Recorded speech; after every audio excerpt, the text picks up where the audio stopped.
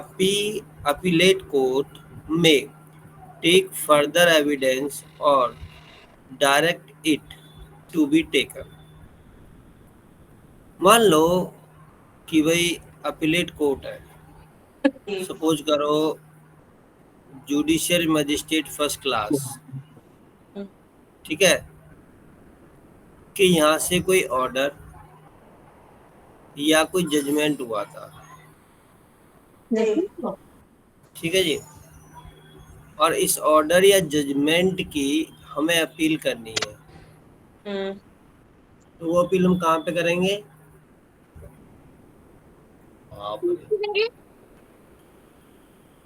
क्या हो गया सर, क्या झांक रहे हो? छप्पन नहीं दिख गई? तो इसका ऑर्डर है, इसका JMFC का ऑर्डर हुआ, ऑर्डर या जी। जजमेंट को अपील में गए, तो सेशन इसकी अपील कहाँ जाएगी? कोर्ट ऑफ सेशन में जाएगी।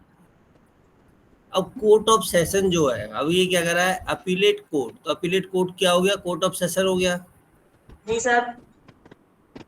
मे है, 100% नहीं है, अब उसकी अपनी डिस्क्रिशनरी पावर है, डिस्क्रिशनरी पावर हो गई। टेक फर्दर एविडेंस, जी, वो एविडेंस लेगा और डायरेक्ट इट, या तो वो खुद से एविडेंस को ले सकता है या वो डायरेक्शन दे सकता है कि भाई किसी अपने सबॉर्डिनेट को, ADJ को दे सकता है वो, ठीक है, या CJM को दे सकता है कि भाई इसके एविडेंस को कलेक्ट कर लो। ये कह रहा है। बात समझ में आई या नहीं आई? जी सर, आ गई। देखो, in dealing with any appeal under this chapter, इस चैप्टर के अंदर जो अपील है, किसी भी अपील में, the appellate court if it thinks additional evidence to be necessary, यदि वो, जैसे ये अपीलेट कोर्ट था, कोर्ट ऑफ सेशन, इसको लगता है, ये सोचता है ना, इफ इट थिंक्स, यदि उसको लगता है, फिट होता है कि भाई हमें एडिशनल एविडेंस की ज़रूरत है, नेसेसरी है, shall record its the reason, तो ये मैंडेटरी है कि वो रीजन रिकॉर्ड करेगा कि भाई क्यों चाहिए, वो एडिशनल एविडेंस उसको क्यों चाहिए, and may either take such evidence itself, या तो सेशन कोड खुद से लेगा, इटसेल्फ, ठीक है, इटसेल्फ, या और direct it to be taken by the magistrate, किसी मजिस्ट्रेट को ऑर्डर कर सकता है, डायरेक्शन दे सकता है, and the appellate court is a high court, तो उस सेशन कोर्ट को करेगा, या CJM को कर सकता है। जी सर। भाई हाई कोर्ट है, हाँ, तो कोर्ट ऑफ सेशन वो करेगा। तो हाई कोर्ट के पास किसके पास गई होगी वो अपील? किससे गई होगी? कोर्ट ऑफ सेशन से। हाँ, कोर्ट ऑफ सेशन से आई होगी। तो कोर्ट ऑफ सेशन करेगी उसको। जी सर। ठीक है, ये हमारा हो गया फर्स्ट पार्ट, कोर्ट की सेक्शन 1। अब सब सेक्शन 2 की बात करते हैं हम। ठीक है,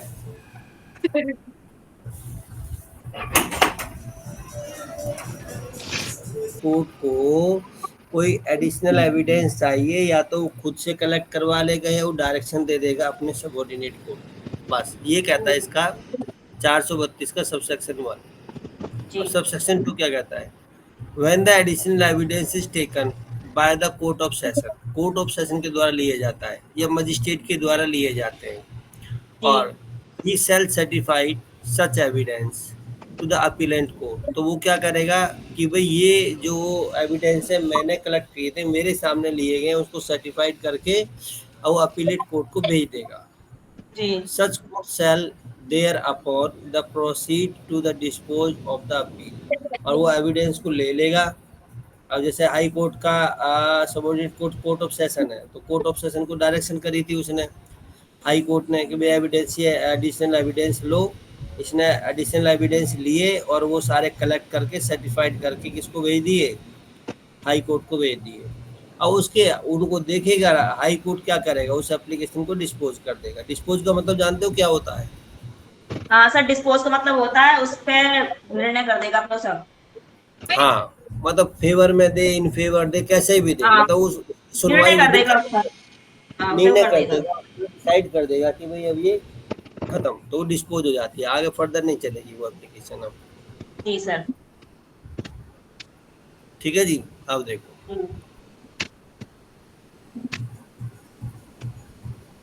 थर्ड, द एक्यूज और his advocate shall mandatory है, have the right to be present when the additional evidence is taken। ये जी तो ही है, बिल्कुल। ये बिल्कुल जी, एडिशनल बिल्कुल एविडेंस सही। ले जा रहे हैं तो उसका ये राइट है कि भाई वो या तो एक्यूज या ये एडवोकेट एक्यूज वहां पर एडवोकेट होना ही चाहिए। दोनों या दोनों में से कोई भी एक। जी sir. 4, taking the evidence under this chapter, this section shall be subject to the provision for the chapter।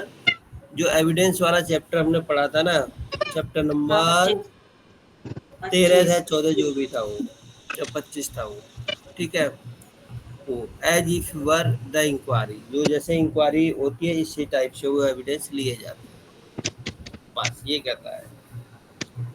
तो 432 तो केवल सिंपल ही था हमारा, और मेरे हिसाब से सिंपल समझ में भी आ गया होगा।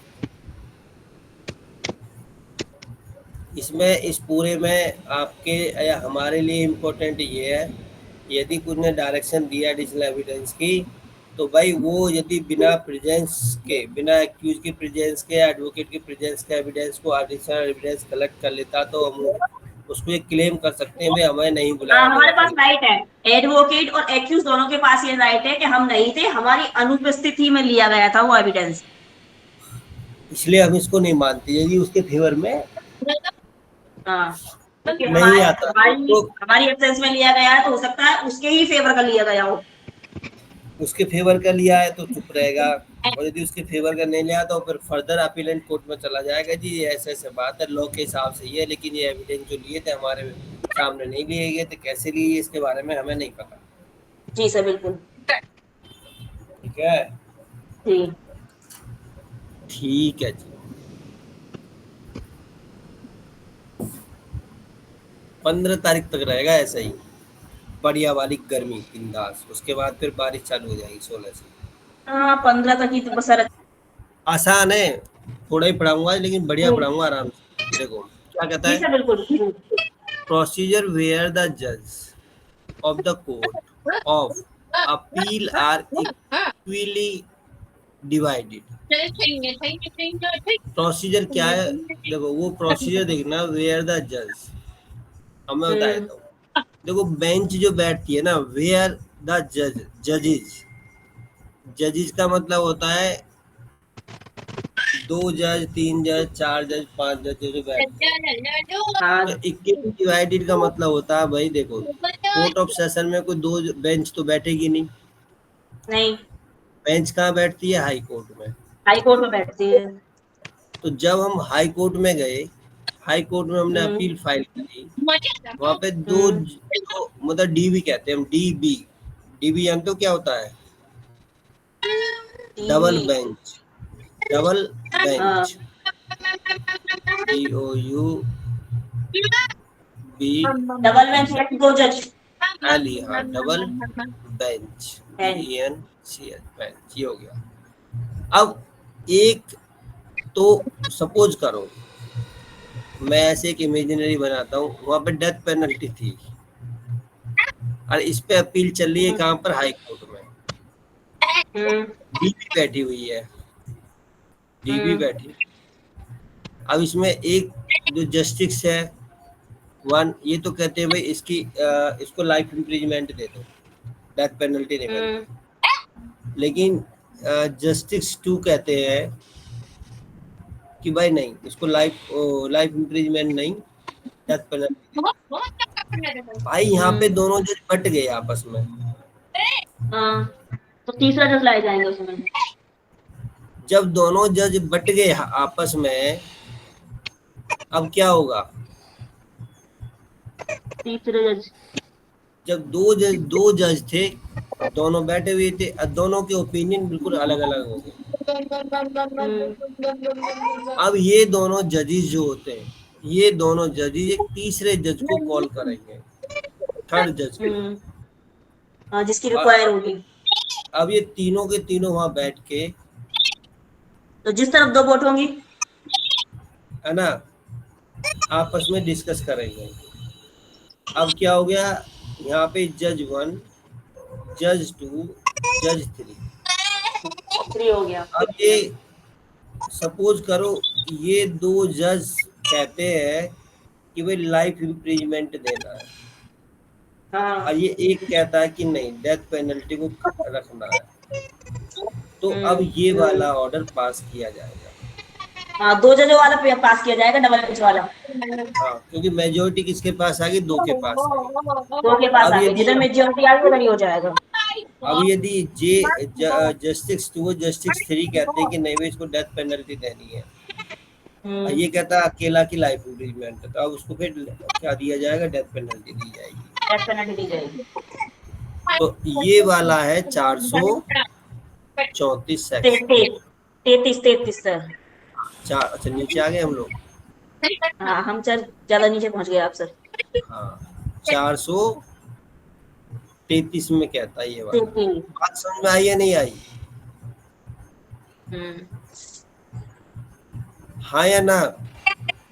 जी सर, आगे बिल्कुल। ठीक है, देखो, when an appeal under this chapter is hmm. heard by hmm. the high court, हम्म। किसके द्वारा वो अपील की सुनवाई चल हाई रही कोर्ट है? के द्वारा। हाई कोर्ट के हाई द्वारा। Court, before the bench of the जजेस, हम्म। बेंच के सामने। अब मैं तो दो का एग्जांपल दे, मान लो 4 बैठे हैं, 6 बैठे हैं। अब हाँ। यदि 3 है, 5 है और 7 है, हम्म। तब तो कोई प्रॉब्लम है ही नहीं। हाँ, 4-3 का हो जाएगा फिर तो।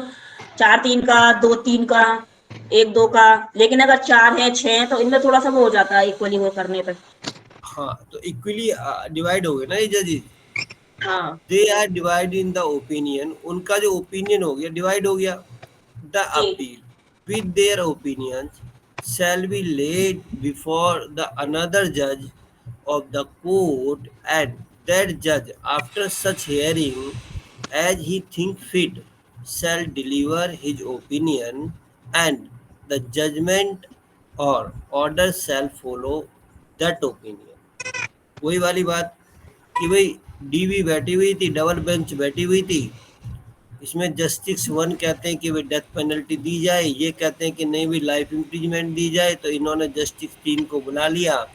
अब 3 ने केस को सुना, समझा, और इसका ओपिनियन इसके साथ गया तो मेजोरिटी ये हो गई, ये वाला जजमेंट जाएगा। इसके साथ हो गया तो ये वाला जजमेंट जाएगा। बस इतनी सी बात कर रहा है। जी। हाँ, हाँ या ना? बात समझ में आई या नहीं आई? जी सर, बिल्कुल आगे। चलो, इसके क्या नाम है, प्रोवाइजो में क्या है? इफ वन ऑफ द जज constituted the bench, or where the appeal is laid for the another judge under this section, that judge so required, the appeal shall be reheard and decided by the larger bench of the judges। अब ये कह रहा कि वही वाली इसको ने दिया कि भाई जहाँ पर कोई कंस्टिट्यूट बेंच को कंस्टिट्यूट किया गया, एक बेंच को, वन ऑफ द जजेज, उन जजों में से किसी एक जज को क्या करा, कंस्टिट्यूट किया गया था। ठीक है ना भाई? दो में डिवाइड हो गई, जब तीसरा आया तो तीसरे के लिए तो पूरी सुनवाई होगी या नहीं होगी? वो कैसे थोड़ी कि आके अपना ओपिनियन दे देगा, फाइल पढ़ के नहीं देगा। वो तीसरा जब जब 3 जजों की बेंच बनेगी तो फिर से रीहियर्ड होगी, अब री सुनवाई होगी वहां पर, तब डिसाइड होगा जो लार्जर बेंच वहां बनाई जाएगी वहाँ पर, जो भी उनमें लार्जर होगा, ये कह रहा है। भाई पहले 2 जजों की बेंच ने सुना ना डीबी ने, अब ये डिसाइड नहीं कर पा रहे थे, तो फिर 3 जजों की लार्जर बेंच किसकी होगी, 3 जजों की होगी ना बेंच, जी तो दोबारा से यहाँ सुनवाई होगी 3 जजों के सामने। ये है 434, finality of the judgment and order on the appeal. कैसे अब इसको फाइनल करेंगे, ठीक है भाई। 418 419 का सबसेक्शन 4 था जो हमने पढ़ा था, 425 वाला जो चैप्टर हमने चैप्टर जी 32 का, जो भी 31 32 जो भी है देख लेना, इसमें चैप्टरों की दस संख्या थोड़ी बीस तीस, गलत हाँ 32 का 32। Last. By an appellant court upon an appeal shall be final, वो बिल्कुल फाइनल होगा, except the cases provided for the, ये वाले और ये वाले 418 419 को छोड़कर और 425 जो इस चैप्टर के हैं उनको छोड़कर कोई भी अपीलेंट कोर्ट में जो ऑर्डर या जजमेंट पास किया जाएगा वो फाइनल होगा, ठीक है। जी बट इनको छोड़कर, ये हमने ऊपर पढ़ जी लिए थे क्या क्या है, एक बार देख लेंगे। इसके प्रोवाइजो में क्या है, notwithstanding the final disposal of the appeal against the conviction, in any case the appellate court may hear and dispose of on the merit. तो क्या करेगा, उसकी सुनवाई करेगा और उसको डिस्पोज करेगा किस पर, मेरिट पर करेंगे उसको। तो ये जी क्या है, ए वाले पार्ट में क्या, एन अपील अगेंस्ट द इक्वेटल, यदि इक्वेटल के अगेंस्ट में अपील गई है तो इक्वेटल के अगेंस्ट में अपील कौन करेगा, स्टेट करता है, स्टेट स्टेट करेगी। ठीक है। 419 में स्टेट करेगा arising out of the same के, है ना, तो वही राइज हो जाएगा यहाँ पर। और an appeal for the enhance the sentence under section वो arising out of the same the case, यदि उन्होंने कहा कि भाई क्विटल नहीं हुआ उसकी सजा को बढ़ाना है, जैसे मान लो बताया था ना 3 महीने की सजा हुई होनी चाहिए थी 6 महीने की, तो उन्होंने अपील में चलेगी जी भाई इसको सजा क्या हुई है, कम हुई है, तो यहाँ पर भी अपील सुनवाई होगी और ये फाइनल होती है एक तरीका से यदि इन सेक्शनों में आता है तो। बाकी ये वैसे हमारे यूज के इतने सेक्शन है नहीं और बोरिंग सेक्शन है तो इतना ज़्यादा इम्पोर्टेंट भी नहीं है, जी बस लाइन टू लाइन पढ़ रहा था इसलिए मैं इसको पढ़ भी रहा हूँ। 435 क्या कहता है, appointment of appeals. Every other appeal, इनको छोड़कर इन सेक्शनों को छोड़कर final abate on the death और ऑफ द एक्यूज। समझा देता हूँ पहले मैं, मान लो एक्स और वाई है, जी एक्स क्या था, एक्यूज था, जी अब ये कौन है, ये कंप्लेनेंट है या स्टेट मान लो या पीपी जी मतलब प्रोसिक्यूशन मान लो, इसको जी कंप्लेंट मान लो, स्टेट मान लो या इसको प्रोसिक्यूशन मान लो, ये है। जी अब सपोज करो, अब यदि एक्यूटल हो जाता तो क्या एक्यूज जाएगा, अपील में जाएगा, नहीं जाएगा सर, एक्यूज नहीं जाएगा, स्टेट जाएगा। स्टेट जाएगा। मान लो अक्यूज को 10 साल की सजा हो गई या 20 साल की सजा हो गई हाँ और अक्यूज अपील अपील में चला गया, हाँ एक्यूज ही अपील में गया हाँ और अपनी सजा को कम कराने के लिए या इक्विटल होने के लिए, जी लेकिन इसी टाइम पे उस एक्यूज की डेथ हो जाती है, मर जाता है, हाँ तो क्या होगा,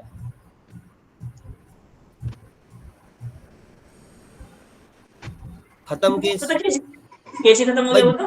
भाई जिसको सजा देनी थी, जिस पर एलिगेशन लगानी थी, उसी की डेथ हो गई ना, जी तो क्या केस चलेगा, अपील सुनवाई होगी, अपील की सुनवाई होगी या नहीं होगी, नहीं होगी, नहीं खत्म हो गई ना नहीं अपील होगी। तो। या दूसरे दूसरे उससे देख लो इसको नजरिया से, एक्सेप्ट से कि भाई स्टेट गया अपील में कि भाई इसको इक्वेटल कर दिया एक्स को, और इसी पीरियड में जैसी अपील फाइल हुई और वहाँ अपील इंटरटेन हुई सेशन कोर्ट या हाई कोर्ट में, उस एक्स की डेथ हो जाती है। भाई जिसके अगेंस्ट में स्टेट अपील में गया था उसी की डेथ हो गई, एक्यूज की, तो सजा किसको देगा अब स्टेट? बिल्कुल। तो जिसको सजा देनी थी, जिसकी वो सजा बढ़वाने के लिए स्टेट गया था, उसी की डेथ हो गई ना। तो अपील अपील तो अपील वहीं रुक जाएगी, वहीं हो जाएगी, वो तो वहीं हो जाएगी खत्म, क्योंकि उसको हो जाएगी। एक्यूज ही नहीं है तो अपील किसके लिए बढ़ेंगे, सजा किसको दिलाएंगे? वो तो मर गया ना भाई, जिसको सजा दिलवानी उसको तो भगवान ने सजा दे दी, मर गया वो, बस। दूसरा, every other appeal under this chapter except the appeal from the sentence of fine shall finally abate on the death of the appellant। अब दूसरे एक्सेप्ट से देखो, मान लो कि कोई अपीलेंट जो है वो गया था अपील में, कंप्लेनेंट या स्टेट गया, स्टेट गया, या ये जो जिसने कंप्लेंट करी थी ना, ये वाई, वाई ही अपील में गया, एक्स को तो छोड़ दिया, इक्वेटल कर दिया था एक्यूज को। अब वाई की डेथ हो जाती है, एक्यूज कौन है? एक्स। वाई कौन है? ये कंप्लेनेंट। वाई की डेथ हो गई, जो सजा दिलवाना चाह रहा था उसी की डेथ हो गई। तो इस केस में क्या अपील चलेगी या फिर भी डिस्पोज हो चलेगी सर, जाएगी? बिल्कुल चलेगी सर, बिल्कुल चलेगी, क्योंकि वो क्या कंप्लेनेंट भी तो खत्म हुआ है, एक्यूज तो है उसके साथ, वो तो हुआ था ना, तो कंप्लेनेंट की जगह पे कोई और आ जाएगा कंप्लेनेंट। हेलो, जो कंप्लेनेंट है उसकी डेथ हो जाती है, जो अपील में जा रहा है। अब देखो स्टेट है, स्टेट अपील में जा रहा है तो उसका तो कोई मतलब ही नहीं होता, लेकिन स्टेट के यहाँ भी तो कोई कंप्लेनेंट ही होगा ना, किसी ने कंप्लेन करी होगी, जी सर बिल्कुल। उसी की डेथ हो गई। तो क्या अपील आगे चलेगी या होल्ड हो जाएगी? चलेगी सर, अपील चलेगी। अपील चलेगी, अपील काम करेगी, लेकिन एक कंडीशन है। क्या कंडीशन है? जैसे ही जो अपीलेंट है, सॉरी, जो जो कंप्लेनेंट है, जिसने ना, या तो उसके अगेंस्ट की गई है या एक्यूज ने करी है, कंप्लेंट ने करी, इससे मैटर नहीं है, बट जो कंप्लेनेंट है उसकी डेथ हो जाती है, तो भाई इसका कोई लीगल हेयर, लीगल है, जो लीगल हेयर होगा ना वो अपनी एक एप्लीकेशन लगाएगा, उसे एक्सेप्ट कर लेगी कोर्ट। अब यहाँ पे हम लीगल हेयर ना करके नियर लिखते हैं, नियर रिलेटिव, नियर रिलेटिव जो बंदा होगा, ठीक है, रिश्तेदार, वो यदि 30 डेज के अंदर अंदर, 30 दिन के अंदर अंदर में एप्लीकेशन लगा देता है जी, कि भाई जो अपीलेंट है उसकी डेथ हो गई है, और अपीलेंट कौन है? कंप्लेनेंट है, और अब इस केस की प्रोसीडिंग को कंटिन्यू हम रखेंगे, अब हम पेश होंगे इसकी जगह, ठीक है, तो जो अपील है वो अबेट नहीं होगी। अबेट माने वो अपील खत्म नहीं होगी, चलती रहेगी। अब उसकी जगह कौन आता रहेगा? जो इसका नियर रिलेटिव वो आता रहेगा, लीगल है वो। नियर रिलेटिव कौन हो सकता है? पेरेंट हो सकते हैं, बच्चे हो स्पाउस सकते हो हैं, सकता है, लीनियल हो सकता है, है ना। नीलियन में क्या होता है, डिसीडेंट हो सकता है या ब्रदर हो सकता है, सिस्टर हो सकता है। डिसीडेंट का मतलब होता है नीचे वाले, ठीक है। कोई भी पोते पोते पर पोते, कोई भी मतलब उसका कोई भी ऐसा रिलेटिव हो सकता है। बट नियर अच्छा रिलेटिव में फ्रेंड नहीं है, ध्यान रखना। जी। केवल माता पिता, पति या पत्नी दोनों में कोई भी है। डिसीडेंट माने उसके नीचे कोई भी हो सकता है, उसके ब्रदर हो सकते हैं, उसके सिस्टर हो सकते हैं। तो इसके बच्चे, मतलब बच्चे का मतलब होगा इसके चाइल्ड। हम्म। ये होते हैं near relative. In this way हमारा जो अपील का जो चैप्टर है कंप्लीट हो जाता है। क्लैपिंग।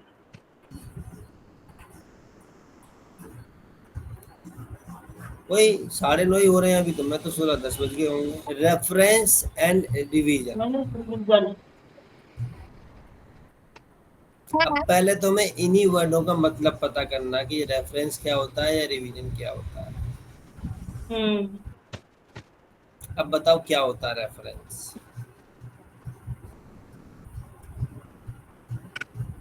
रेफरेंस। रेफरेंस हम कि कोई निर्देश दे रहे हैं, हम किसी चीज के लिए कोई आदेश दे रहे हैं अपने सबॉर्डिनेट कोर्ट को या उसको। अरे देखो, यदि पढ़ रखा है आपने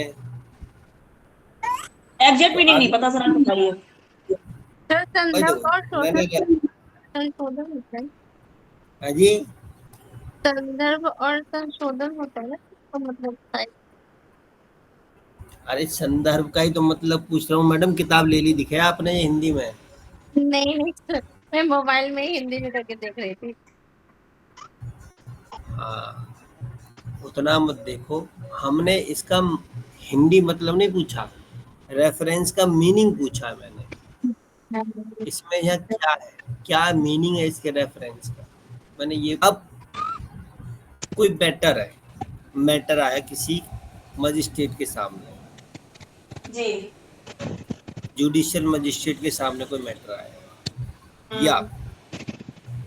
हम्म। हाई कोर्ट के सामने, सॉरी, कोर्ट ऑफ सेशन के सामने कोई मैटर आया। हम्म। भाई मैटर तो आ गया, हाँ। और उस मैटर जो फैक्ट आए जुडिशियल मजिस्ट्रेट के सामने हाँ। या कोर्ट ऑफ सेशन के सामने, हम्म। ना तो किसी लॉ में लिखा कुछ भी, क्या सजा होनी चाहिए, कैसे होनी चाहिए, क्या होना चाहिए, हम्म। ना ही किसी supreme court, high court, all India के लेवल पे शुरू से लेकर एंड तक कोई ऐसा जजमेंट आया हुआ ऐसे फैक्ट पर। हम्म। कोई नया फैक्ट कोर्ट के सामने आ गया हो, हाँ। और उन कोर्ट को कुछ समझ में ही नहीं आ रहा भाई क्या करा जाए। जी जी सर। रेफरेंस का मतलब तो यही होगा ना भाई, कोई ऐसा कोई लॉ ही नहीं मिला, कोई किताब, एक्ट, नियम, कानून जो सरकार ने बनाया, लेजिस्लेचर ने बनाया हो, जी जी। या किसी हाई कोर्ट ने, सुप्रीम कोर्ट ने, या किसी और कोर्ट ने उसको डिसाइड करके दे दिया हो भाई ऐसे तो रेफरेंस है ऐसे कोई हुआ, ऐसे नहीं। तो ऐसे हुआ, ऐसे तो कोई भी चीज नहीं मिली भाई ऐसी। अब ऐसे केस में वो जुडिशियल मजिस्ट्रेट या जो कोर्ट ऑफ सेशन है क्या करेगा बेचारा वो, ठीक है, क्या करेगा बताओ। वो उसको उसको, सुनेगा। अरे जैसे ही वो उसके पास आएगा, जिस स्टेज पर उसको पता लगा कि भाई मेरे पास तो कुछ है ही नहीं करने के लिए, इसमें मैं क्या करूं, ना कोई हाँ। जजमेंट है, ना कोई लॉ है, ना एक्ट है, ना कोई चीज है उसके पास में, ना रूल ऑफ रेगुलेशन है, कुछ भी नहीं है, तो इसको मैं डिस्पोज कैसे करूं। हाँ। तो ऐसे केस में उस केस को जहां पर वो खड़ा है, जहां पर वो स्टेट्यूटरी कहते हैं उसको, आपने एलएलबी के 6 सेमेस्टर में भी पढ़ा होगा, जहां पर कोई चीज समझ में नहीं आती है तो वहां पर क्या करते हैं, उसको फिर एक मीनिंग निकाला एक जाता है अलग, उसका। हाँ, अलग अलग ही चीज निकाली जाती है और वो अलग ही चीज दी जाती है उस चीज पे, उस फैक्ट पे। हाँ, लेकिन वो अलग ही। जुडिशियल मजिस्ट्रेट और कोर्ट ऑफ सेशन की पावर नहीं होती है वो। नहीं है, उसमें पावर नहीं है सर। वो पावर केवल होती है हाई कोर्ट की। जी सर, उसको हाई कोर्ट को होती है। स्टैट्यूटरी कहते हैं हम इसको ना। हाँ उस पर मतलब फैक्ट को निकालना, एनालिसिस करना उसको, भाई ऐसे नहीं, ऐसे ऐसे नहीं, एनालिसिस करते हैं फिर उस चीज को। तो जी वो सर, पावर किसकी है? हाई लास्ट, कोर्ट जो की। लास्ट नहीं, उसका डिसीजन कौन लेगा? हाई कोर्ट लेगा। अब जुडिशियल हाँ, मजिस्ट्रेट या कोर्ट ऑफ सेशन की तो पावर है ही नहीं। तो नहीं वो है सर, क्या बिल्कुल करेंगे, नहीं। उस फाइल को उठा के सारे फैक्ट और रीजन लिख के उस फाइल को कहाँ भेज देंगे? वो हाई कोर्ट। हाई कोर्ट के पास भेज देंगे। अब हाई हाँ, फिर कोर्ट हाई कोर्ट।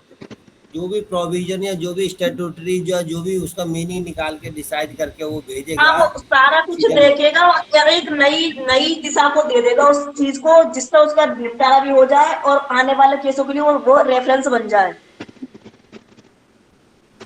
अब जैसे क्या है, यदि एक व्यक्ति ने अपनी वाइफ हाँ, को मार दिया, हम्म, मैरिज है, सेटल प्रोविजन है कि 304 बी लगेगी, 302, सॉरी वो 302 जो पहले थी वो तो लगेगी लगेगी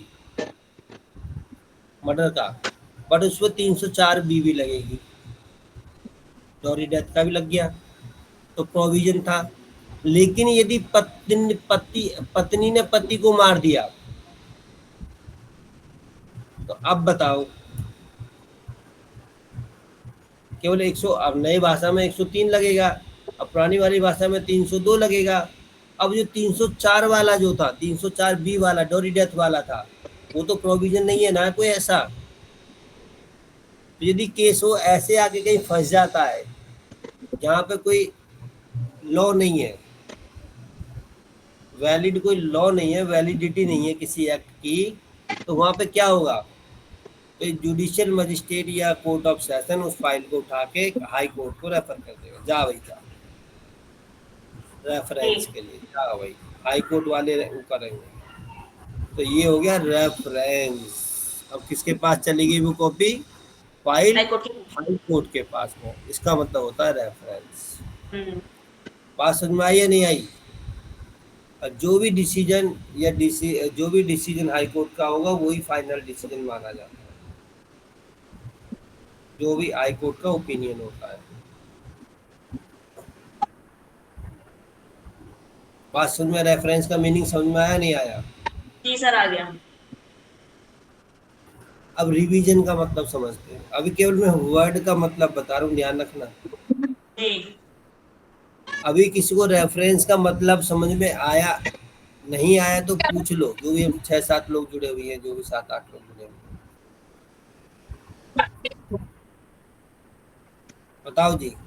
फर्स्ट क्लास, चीफ हम्म, जुडिशियल मजिस्ट्रेट या एडिशनल सेशन जज, एएसजे या कोर्ट ऑफ सेशन, हम्म, किसी के पास भी ये मैटर है। हम्म, इसके पास है, इसके पास, किसी के पास भी है। ये जी। जो होल पावर हाई कोर्ट के पास ही होता है। इसके जी सर, पास सब आगे तो ये फाइल भी सीधी हाई कोर्ट जाएगी। हाई कोर्ट, सीधी हाई कोर्ट जाएगी सर, क्योंकि अगर नया फैक्ट है तो उसके लिए रेफरेंस तो हाई कोर्ट ही तय करेगा ना उसमें। हाँ,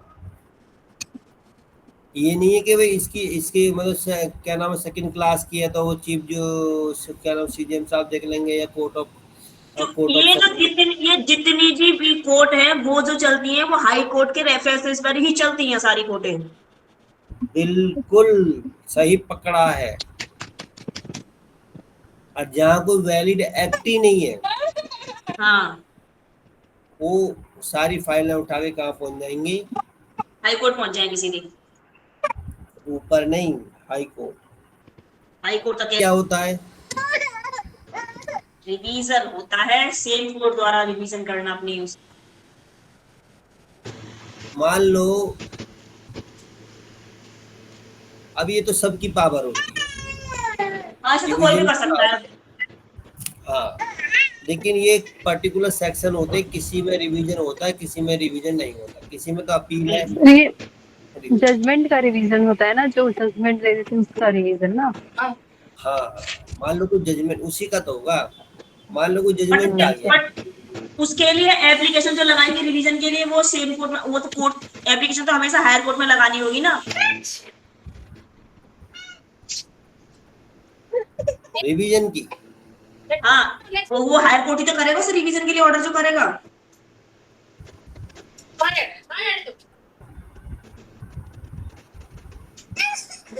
करेगा same court he, but application तो हायर कोर्ट में लगाई जाएगी ना, जहां तक मुझे पता है। क्योंकि अगर सीजीएम के यहाँ कोई रिवीजन करवाना है तो सेशन में एप्लीकेशन लगाएंगे, सेशन ऑर्डर कर देगा कि आप रिवीजन कर लिया जाए, तो सीजीएम रिवीजन कर लेगा दोबारा उसे।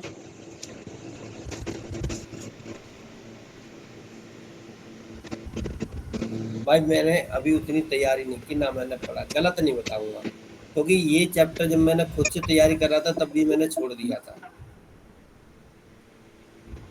ठीक है, तो यही चैप्टर अच्छे से पढ़ाऊंगा सर आपको। क्या चीज? इसी चैप्टर को अब अच्छे से पढ़ाएंगे तो धीरे धीरे। अच्छा, आप यदि अपील को, यदि जिसने सारी कंटिन्यूसली क्लास ली है ना अपील की, where any court is satisfied that a case pending before it involves a question as to the validity of any act। जी। किसी भी कोर्ट में, एनी कोर्ट में पेंडिंग है वो केस, और वो किसके ऊपर है भाई? वैलिडिटी ऑफ द एक्ट, किस एक्ट में है ये, किस सेक्शन में, किस एक्ट में है ये जो केस होकर आया उसके पास में। ऑर्डिनेंस और रेगुलेशन, ऑर्डिनेंस और रेगुलेशन जो लेजिस्लेचर बनाता है, और any provision contain in the act. कौन से प्रोविजन में ये आया है ये भी नहीं पता उनको अभी। Ordinance, regulations, the determination of such is necessary for the disposal of the case. किसी भी केस को सुनने के लिए या डिस्पोज करने के, डिस्पोजल का मतलब उसको फाइनल निर्णय देने के लिए भाई कोई ना कोई तो एक्ट तो होना चाहिए, नियम होना चाहिए, सेक्शन होना चाहिए जी। और ये कोर्ट में नहीं है। और क्योंकि क्रिमिनल केस है, सिविल तो है नहीं ये, है ना? नई चीज उसके सामने आ गई, जज के सामने, तो ऐसे केस में क्या करेगा? And is of opinion that such act, जो एक्ट है, ऑर्डिनेंस, रेगुलेशन और प्रोविजन इज इनवैलिड। जो एक्ट भी थे या उनके ओपिनियन में जो कोर्ट, जो मैंने लिख के बताया आपको, मतलब जिसमें second class, first class, CJM, जो भी XYZ है, ठीक है, वो जो है उनके माइंड में, उनमें वो इनवैलिड है। क्या है वो प्रोविजन? इनवैलिड है और इम्प्रॉपर, इनऑपरेटिव है, ऑपरेट नहीं कर सकते हम इनको। But has not been so declared by the high court. लेकिन उसके आधार पर कोई कुछ ऐसी चीज हाई कोर्ट के द्वारा भी डिक्लेयर नहीं की गई है। जी sir. That court is subordinate और बाय द सुप्रीम कोर्ट। ठीक है, हाई कोर्ट के द्वारा। और हाई कोर्ट सबऑर्डिनेट किसका है? सुप्रीम कोर्ट का। तो सुप्रीम कोर्ट के द्वारा भी नहीं ऐसी कोई चीज डिसाइड की गई है। तो कोर्ट सेल, जो वो कोर्ट है, वो कोर्ट क्या करेगा? सेल मैंडेटरी है, state a case setting out its opinion and the reason therefor and refer the same for the decision of the high court। वो क्या करेगा? उस केस को सिटिंग आउट, उसको अपना ओपिनियन छोड़ के, उसको किसके ओपिनियन के लिए? हाई कोर्ट के ओपिनियन के लिए वो उसको क्या कर देगा? भेज देगा। ठीक है कि भाई अब इस केस का ओपिनियन कौन करेगा? ओपिनियन कौन देगा इस केस पे? एक्ट पे। और जो थे वो इनवैलिड आ रहे थे, जो नहीं थे वो उनको पता नहीं था उसकी वैलिडिटी, एक्ट, ओपिनियन, ऑर्डिनेंस जो भी था वहाँ पे। तो इसको कहते हैं हम रेफरेंस। एक्सप्लेनेशन क्या है इसका? देखो, regulation means the regulation as defined in the general clause. एक एक्ट ही बना रखा है ये, इसमें भी वो डिफाइन नहीं है। और general clause act of the state, ना तो सेंट्रल गवर्नमेंट का कोई जनरल क्लॉज है उसमें डिफाइन है, ना स्टेट गवर्नमेंट का कोई जनरल क्लॉज बना हुआ है उसमें डिफाइन है। ऐसे अब कौन डिफाइन करेगा, किसके पास पावर है उसको डिफाइन करने की? High court. हाई वो हाई कोर्ट। कोर्ट के पास भेज दिया जाता है, उसको कहते हैं रेफरेंस।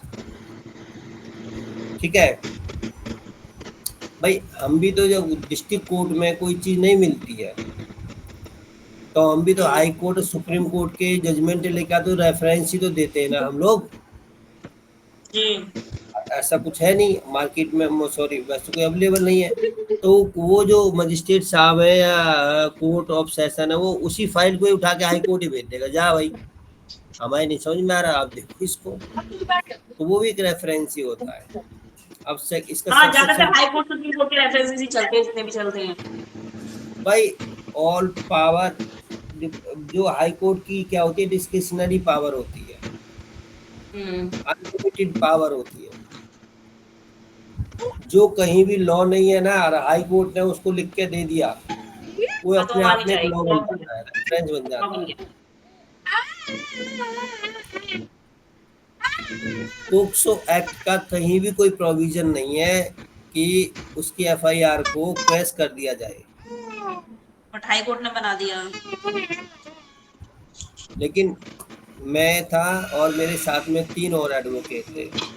हम चारों लोगों ने मिलके पोक्सो की एफआईआर को क्वेश के लिए हमने गए। हाँ, पहली डेट में क्वेश्चन कर दी थी वो, बट आर्गुमेंट हुए थे थोड़ा, हम भी, हमारे को भी मतलब ऊपर से नीचे तक पसीना आया था, बट जज सेटिस्फाई हो गए थे। वो ऑर्डर शीट मेरे पास पड़ी हुई है, मेरे नाम से है। सर ऐसी ऑर्डर शीट डाल दिया करो, हम भी कल निकाल लेंगे। ठीक है, तो वो क्या है, क्योंकि पोक्सो केस का कोई ऐसा प्रोविजन ही नहीं था सुप्रीम कोर्ट या किसी भी हाई कोर्ट का कि भी उसको केस कर दिया जाए एफआईआर को, लेकिन हुई।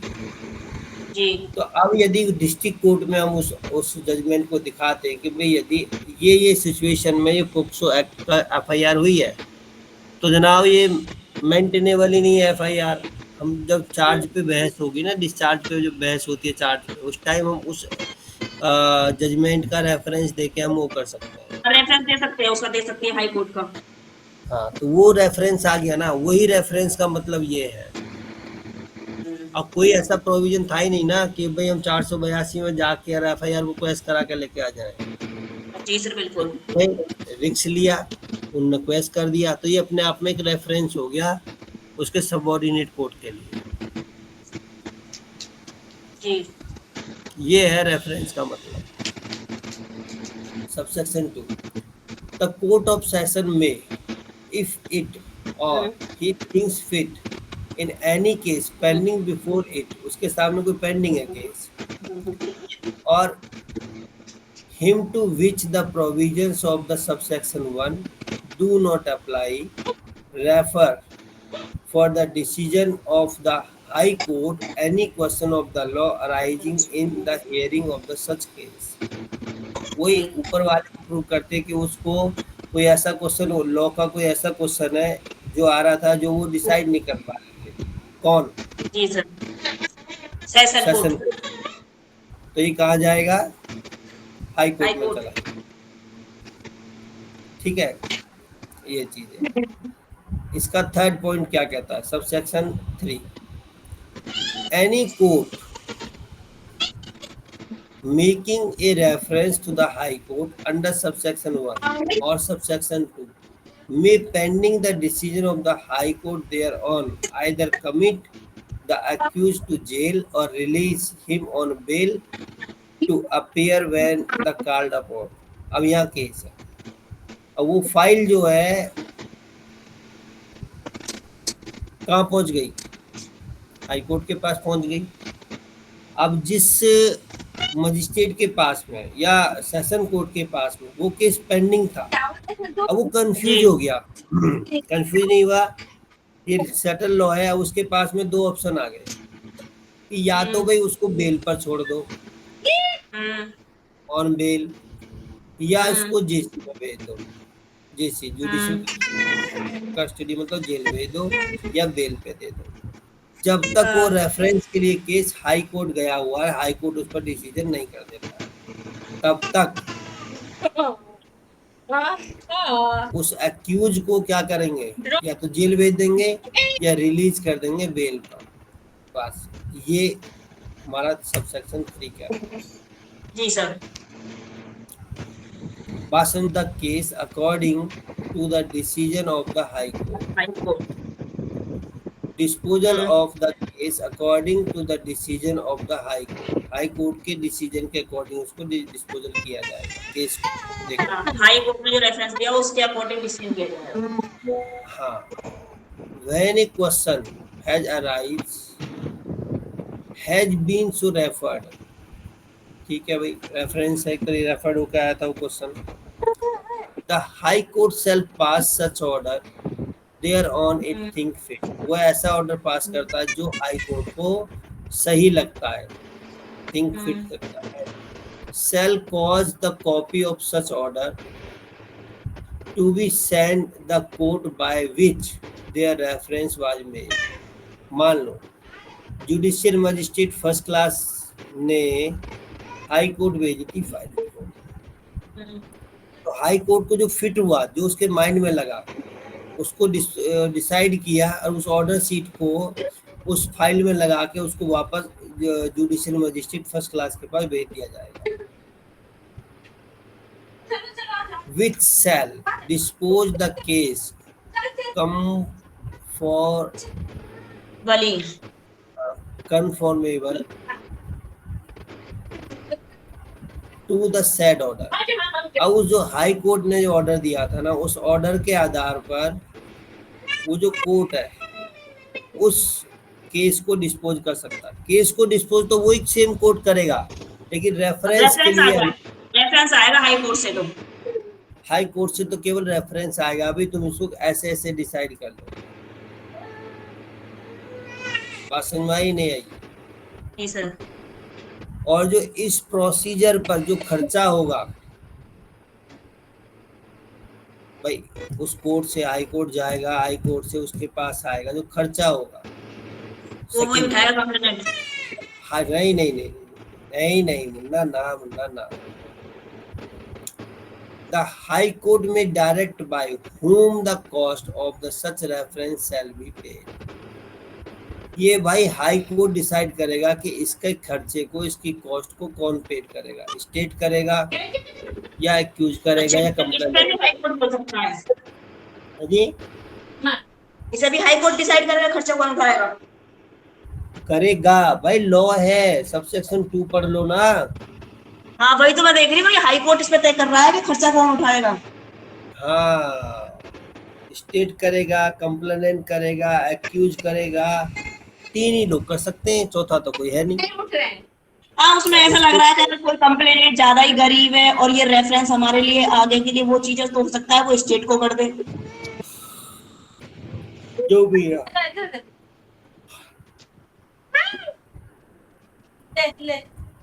बात समझ में आई या नहीं आई? जी सर बिल्कुल आ गई। अब ये हमारा जो रेफरेंस वाला दो ही सेक्शन थे इसके लिए। जी सर, रेफरेंस के 2 ही हैं, अगले तो वो उसके रिवीजन के। 436 और रिवीजन तो काफी लंबा